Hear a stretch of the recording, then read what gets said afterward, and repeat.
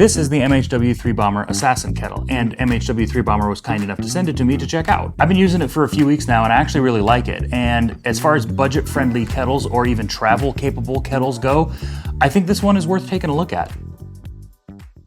It has a fairly powerful 1200 watt base that also has an LCD display and rotary knob on it. And on the back side, you've got a Celsius to Fahrenheit switch and also a temp hold function. The rotary knob feels pretty good. It has nice tactile feedback when you're turning it on and off and when you're rotating it. And you can increase or decrease the temperature in this by 1 degree increments, whether that's in Fahrenheit or Celsius. So pretty standard when it comes to most, coffee specific gooseneck kettles. The kettle has a 600 milliliter capacity, this really nice built-in pressure/steam vent, a pretty heavy duty lid that I was actually surprised at the weight of it with a nice sealer on the outside, and a really nice flowing gooseneck. So like I already mentioned, one of the features that this kettle has is a temp hold function, which is really handy. That just basically means the kettle base will hold that specific temperature to memory. So when you take the kettle off, do your pour, put your kettle back on, it will automatically start heating back up and then shut off to hold that specific temperature that you've set. Not uncommon when it comes to coffee specific kettles. However, one thing that I dislike about this kettle is the temp hold function. You can't hold a temperature above 203 degrees Fahrenheit or 95 degrees Celsius on this kettle. I'm not sure why that is, and most of the coffees I'm sort of brewing in the 203 to 205 degree range, sometimes lower than that if it's like a really funky or heavily processed coffee, so that's no problem.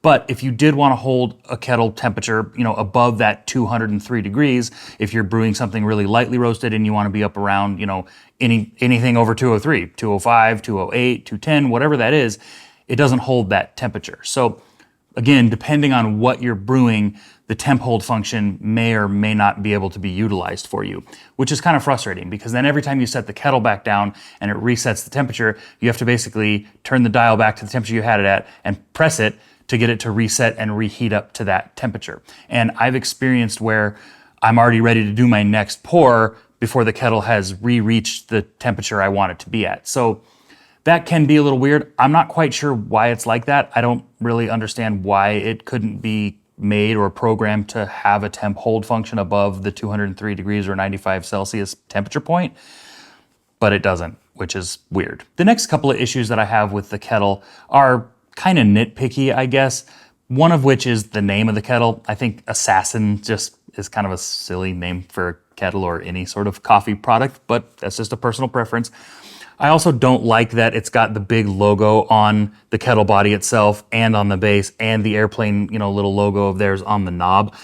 I feel like pick one, have the little airplane on the knob, have the logo here, or preferably not have the logo on the kettle. I wish the kettle body was just black, didn't have the logo on it. I suppose if you have your company logo here or something like that, that's fine.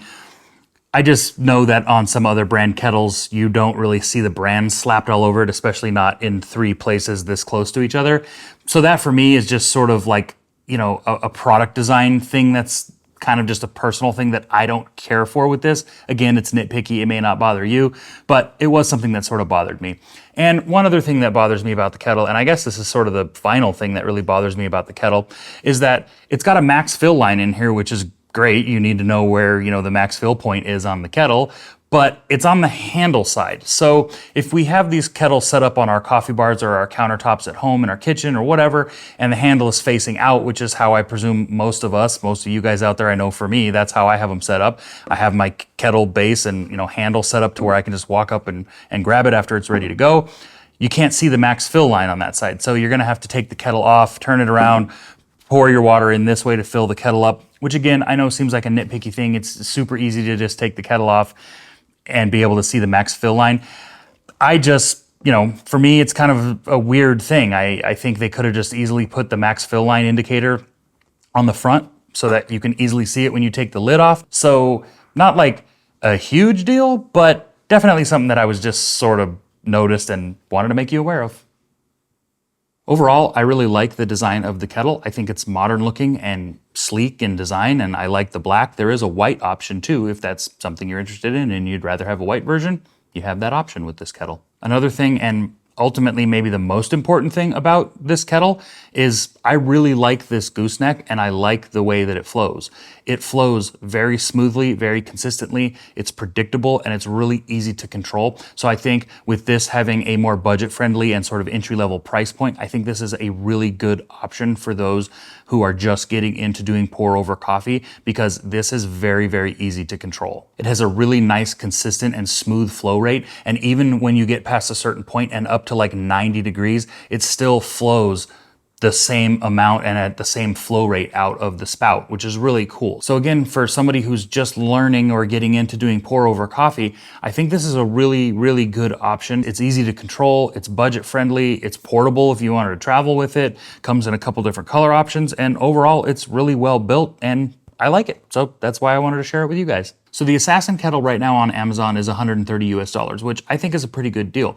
I'm not sure if there's coupons available on Amazon or if there's any sort of sale deals or anything coming up like that anytime soon, but there's a link down in the description for you to check out if you're interested in picking one up for yourself. Thanks again to MHW-3BOMBER for sending me this kettle to check out, review, and share with you guys.